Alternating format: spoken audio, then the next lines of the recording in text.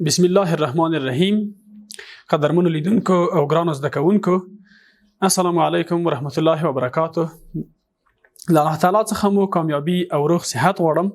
ذبیح الله زاهد یم، د بیولوژي د ښوونکي په حیث غواړم د 11م ټولګي د بیولوژي څخه د بېشمزۍ حیوانات او د هغو د سیستمونو ترمنځ پرتله تر عنوان لاندې موضوع درته تشریح کوم. ځوانانو، موږ او تاسو د درسونو په لړۍ کې د بیولوژي د 11م ټولګي د بیولوژي درېیمې برخې ته ورسېدو، چې هغه د بېشمزۍ حیوانات او د سیستمونو پرتله ده. په تېرو درسونو کې موږ او تاسو د حجروي دوران او حجروي ویش په اړه باندې بحث کړی وو. موږ او تاسو د سره ویلي وو چې حجروي ویش د نسل د حجرو ویشنه ده. حجروي ویش او حجروي دوران په اړه مو معلومات ارائه کړي وو. حجروي ویش په خپل سر کې په دوو برخو باندې ویشل شوی وو، چې په مستقیم او غیر مستقیم. حجروي دوران مو ویلی وو، بیا مو غیر مستقیم ویش په دوو برخو باندې ویشلی وو. همدارنګه د سایتوپلازم ویش باندې مو هم بحث کړی وو، د میوسیس او میتوسیس اهمیتونه، او بالاخره د میوسیس او میتوسیس ترمنځ پرتله مو کړې وه. راځو د نن ورځې درس ته، چې هغه بېشمزۍ حیوانات او د هغو د سیستمونو پرتله ده. موږ او تاسو د لومړي سره که چیرې د حیوان کلمه استوالي وو، بیولوژي چې ده په دوو برخو، ځینو ځایو کې په څلورو، ځینو کې په دوو برخو یعنې حیوان بوتاني او زولوژي.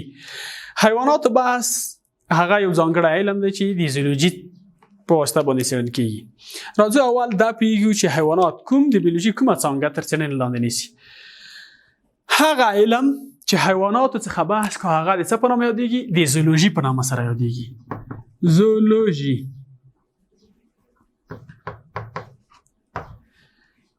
زولوژي یوه یوناني کلمه ده چې زو څه شته وایي؟ څه شته وایي؟ آفرین، حیوان ته. او لوژي خو تاسو پیژنئ، ځکه چې د دوی په اړه تاسو په هر ځای کې د لوژي کلمې ډېر اورېدلي. لوژي پوهه، بیان، علم.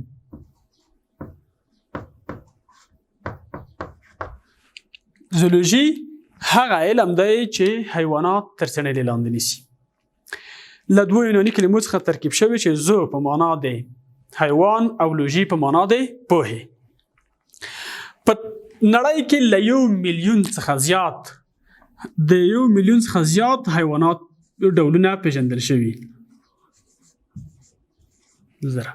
له 1 میلیون څخه زیات حیواناتو ډولونه پیژندل شوي دي، چې بیولوژي پوهانو دوی د ژوند مثلا د دوی ځانګړتیاو په اساس ویلي دي. ځینې په کوم ځای کې ژوند کوي، ځینې په هوا کې، ځینې په اوبو کې، ځینې په وچه کې. د ژوند له برخې په اساس، د جوړښت په اساس، د غذا د لاسته راوړلو په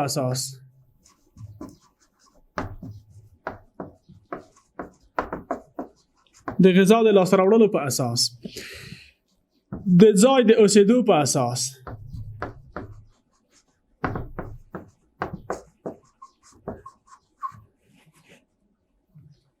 همدارنګه یو له بل سره د مختلفو توپیرونو یا ځانګړتیاو په اساس باندې سره کم کړي، په ډلو باندې ویشلي.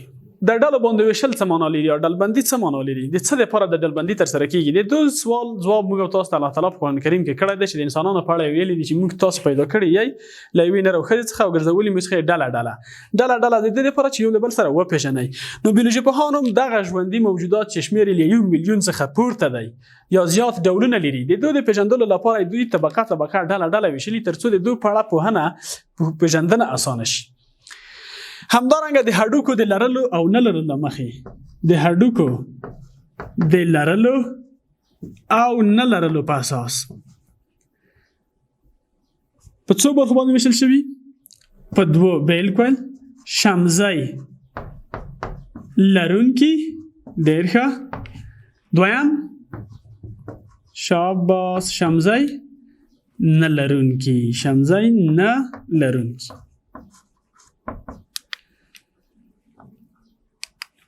لرونکي او شمزۍ نه لرونکي. رڅو د ټولو موږ او تاسو د نن د دو فصل درس یا د موږ او تاسو د نن ورځې درس هغه بېشمزۍ یا شمزۍ نه لرونکي حیوانات دي. راځو په دې اړه پوهېږو چې دا په کومو برخو باندې ویشل شوي، په کومو پایلومونو باندې ویشل شوي، پایلومونه بیا په کومو کلاسونو باندې ویشل شوي، چې دا موږ او تاسو د راتلونکي درس موضوعګانې دي. راځو د نن ورځې په درس کې موږ تاسو د بې شمزۍ حیوانات یا هغه حیوانات چې څه شی ونه لري، شمزۍ نه لرونکي حیوانات کوم حیوانات یا پرین؟ ډېر ښه. د بې شمزۍ حیواناتو ډلبندۍ ته راځو. دا هم یو لوی پایلم دی، په دوی کې هم زیات حیوانات دي. د دوی د پېژندلو لپاره یو لوی عالم د بې شمزۍ حیوانات چې په دوی کې زیات پایلمونه دي. بې شمزۍ حیوانات هغه حیوانات دي چې بدن یې د شمزۍ یا د ملا کړۍ نه لري، د ملا تیر نه لري، ستون فقرات نه لري. او دا حیوانات په لاندې 8 پایلمونو باندې ویشل شوي. لومړی پایلم یې د اسپنجونو پایلم دی، دویم د کڅوړ بدنو یا سلنتراتا پایلم دی، دریم د پلنو چینجیانو پایلم، څلورم د ګردو چینجیانو پایلم، پنځم د پاسته بدنو یا مولسکا پایلم، او شپږم د مفصلیه پایلم، دریم اووم د اغزي پټوکو پایلم، او اتم د بند لرونکو چینجیانو پایلم دی. دا ټول پایلمونه چې زیات حیوانات په کې دوی کې شتون لري د بې شمزۍ لرونکي حیواناتو له ډلې څخه دي. یعنی د دوی جوړښت ته که وګورو، دوی په خپل بدن کې د ملا تیر نه لري، یعنی د ملا د تیر هډوکي نشته.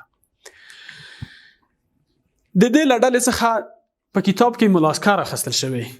موږ تاسو لومړی د اسپنجونو پایلم ولوستو. اسپنجونه په بحر کې ژوند کوي، اسپنج په ډول پوستکی سوري لري.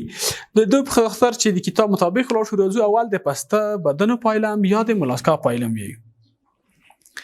راځو ته چې مولاسکا پایلم یا د مولاسکا د پایلم ځانګړتیاوې یا د مولاسکا په پایلم کې څه کوم حیوانات څیړل کیږي او د مولاسکا د پایلم ځانګړتیاوې څه دي. یعنی هغه حیوانات چې په نرم تنانو پایلم کې دي یا په پاسته بدنو کې دي، ځانګړتیاوې څه شی دي، وجود یې څه ډول جوړ شوی دی، کوم سیستمونه لري، په دوی باندې به بحث وکړو. د مولاسکا پایلم چې د مولس لاتینی کلمې څخه اخیستل شوی دی. مولاسکا یوه لاتینی کلمه ده، څه کلمه ده؟ لاتینه کلمه ده چې د څه څخه اخیستل شوې ده؟ د مولیس څخه اخیستل شوې. مولیس څه ته وایي؟ دا د پاسته بدن په معنا دی. مولیس څه ته وایي؟ پاسته بدن ته ویل کېږي. هغه حیوانات چې نرم بدن لري، د دغو مولاسکا د پایلم حیوانات چې دي ټول نرم او ملایم بدن لري. ځینې نوع یې ډېرې کوچنۍ دي، خو ځینې یې لکه څه شی؟ اکتوپس تر 18 مترو پورې رسیږي. ځینې ډېرې کوچنۍ، خو اکتوپس بیا تر 18 مترو پورې لوی حیوانات هم کې شتون لري. په استوایي سیمو کې، په قطبي سیمو کې او ان د بحر په ډېرو ژورو سیمو کې ژوند کولی شي. زیاتره یې په خواږو اوبو او سمندرونو کې پیدا کېږي او یو کم شمېر بیا په وچه کې یا یو شمېر په وچه کې هم ژوند کوي. راځو د دو ځانګړتیاوې ویو چې په مولاسکا پایلم کې کوم حیوانات کومې ځانګړتیاوې یا کومې مشخصې لري. د مولاسکا د پایلم د حیواناتو بدن چې دی له دریو برخو څخه جوړ دی، له سر، ګېډې او پښو څخه جوړ شوی دی. دوه اړخیز تناظر لري.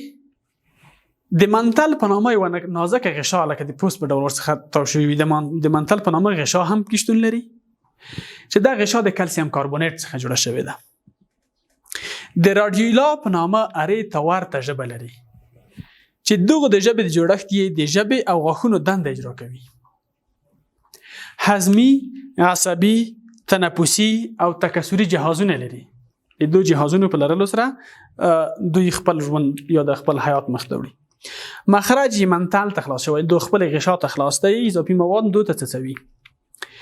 د وینې دوران یې خلاص دی، خو ځینې شته چې هغه تړلی دوران وي. پراتونکي ویو زړه یې یو یا دوه دهلیزونه لري یا جوفونه لري. یو نازک دیوال یې د زړه څخه تاو شوی دی. هغه پاسته بدن چې پښې په سر کې دي، هغه بیا برخلاف د وینې تړلی دوران لري. ټول په اکثریت یې خلاص، خو هغه موږ تاسو اوس دا بیا پر کلاسونو باندې ویشو، هغه پاسته بدن چې بیا پښې په سر کې وي، هغه د وینې یو تړلی دوران لري. تنفس د برانشونو یا د بدن د سطح په واسطه کا، د پوست په واسطه باندې کا، ځکه پوست نرم او ملایم وي. برانشونه هم په منتل کې واقع دي. یو یا دوه پښتورګي لري. څلور جوړې عصبي غوټې لري چې په سر، پښو او ګیډه کې واقع دي. له عصبي غوټو څخه څه استفاده کوي؟ حسي او حرکي اعصاب د بدن مختلف غړو ته له عصبي غوټو څخه حسي او حرکي اعصاب د بدن ټولو برخو ته څنګه شوي تللي او انتقال شوي. د څکلو، بویولو، لامسې یا د څکلو، بویولو، لامسې، لیدلو او لامسې شامل حسونه لري. د بدن خالیګاه یا تشه د سیلوم یا کلوم په نامه سره یادیږي. یوه لاتیني کلمه ده، په ډکشنري کې د مطلق تلفظ نه پیدا کیږي، خو ځینې کسان ورته سیلوم او ځینې کسان ورته کلوم ویل کیږي. دا ډیره کوچنۍ ده. کلوم څه شته وایي یا سیلوم له خالیګاه څخه عبارت دی چې د بدن نور غړي پکې واقع دي. لکه موږ تاسو چې تاسو تشي د ګیډې د لاندې ځای نه تشي خالیګاه وي، نه دا هم داسې یوه خالیګاه ده چې د بدن نور غړي په غوزو کې موقعیت لري. د پاسته بدن یوه عمده ځانګړتیا، یوه لویه ځانګړتیا هغه د صدف لرل او نه لرل. چې په خپل یو اسکلیټ دی، یعنی بدن داخلي او خارجي اسکلیټ لري، دا هم یو اسکلیټ دی، یو بهرنی. یعنی لویه ځانګړتیا د پاسته بدن هغه څه شی ده؟ هغه د صدف لرل یا نه لرل دي، چې موږ تاسو بیا په حلزون کې دا ښه مشاهده کولی شو. راځو د پاسته بدن پایله مهم ټولګي نور هم شته په مختلفو ټولګیو باندې ویشل شوی دی، چې یو څخه یو ګاستروپودا دی. د دې حیواناتو پښې د ګیډې سره نښتې وي، لکه صدف لرونکي حلزون او بې صدفه حلزون. د دوی پښې چې دي د ګیډې سره نښتې دي، واضح نه ښکاري، لکه موږ تاسو چې دا یې پښه ده چې حرکت کوي، پښې منظمې دي، ګیډې سره متصل او سریح دي. دویم د سپالوپودا د سیپالوپودا پایله کلاس دی. د دې حیواناتو پښې په سر کې وي، لکه کټلپیش، سکوید او اکتوپاس، چې اشتپا هم ورته ویل کېږي. د اکتوپاس د دو ډلې څخه دي چې د ټولو پښې په څه شي دي؟ په سر کې دي. دریم پولیسیپیدا دی. دا حیوانات سر نه لري، بلکې د ماهي غوږ یا ګوشې ماهي ورته ویل کېږي او دوه کپه‌ای دي. په دې حیواناتو کې سر نه لیدل کېږي. دا و د موږ تاسو د نن ورځې درس، چې د بېشمزۍ حیواناتو او د سیستمونو تر سرلیک لاندې موږ شروع کړو. هغه د زولوژي علم مربوط کېږي. موږ تاسو راغلو چې په ټوله نړۍ کې 1 میلیون حیوانات ژوندي موجودات شتون لري، چې بیولوژي پوهانو د ژوند نوع د غذا د لاسته راوړلو، د هډوکو د نه لرلو له مخې، د غذا د طریقې د لاسته راوړلو له مخې، جوړښت او د مختلفو ځانګړتیاو پر اساس باندې ډلبندي کړي. ډلبندي د دې لپاره چې د دغو حیواناتو یا د دغو موجوداتو په اړه د موږ تاسو پوهه په اسانۍ ترلاسه شي، د هغو توپیر وپېژنو، د هغو ځانګړتیاوې وپېژنو. د هغې څخه موږ تاسو ووایو چې ټول حیوانات په څو پایلومونو باندې ویشل شوي وو؟ په 8 پایلومونو باندې ویشل شوي وو. د دې 8 پایلومونو څخه موږ لومړی د څه شي؟ نرم تنانو یا څه شي؟ پاسته بدنو، بالکل، یا د ملاسکا پایلوم وي. ملاسکا یوه لاتینه کلمه ده چې د څه څخه اخیستل شوې ده ځوانانو؟ بالکل د مولیس څخه. مولیس څه شته وي؟